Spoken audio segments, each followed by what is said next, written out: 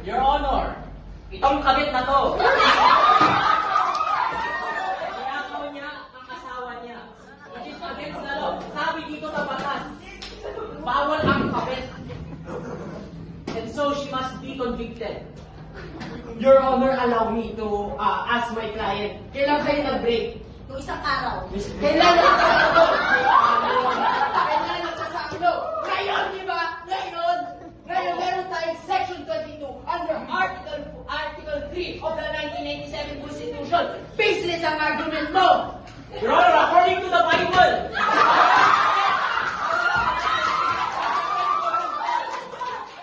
bawal. Kabit.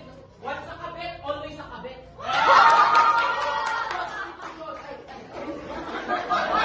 Your Honor, tayo ay nasa korte. Wala tayo sa simbahan, Your Honor. Bakit mo mababagsakan ng Bible verse? That we should uphold moral justice. That's immoral! Immoral. The date of the bill when it was enacted is irrelevant.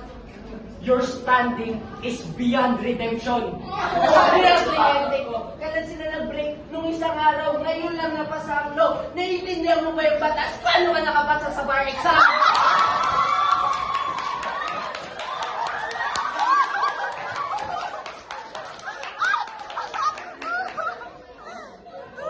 Okay, so firstly, sino yung naglabag ng dito, ng religious beliefs dito? Siya. So, according sa article, anong section yan? According sa article 2, State Policy Section 5, iniwalay ang religious beliefs sa korte. Section 22, kailan ba kayo nag-break? Isang araw ko, Your Honor. O kailan nalawag yung batas na to? Ngayon lang. So hindi pa illegal nung mga isang araw pa. Ngayon lang naging illegal. So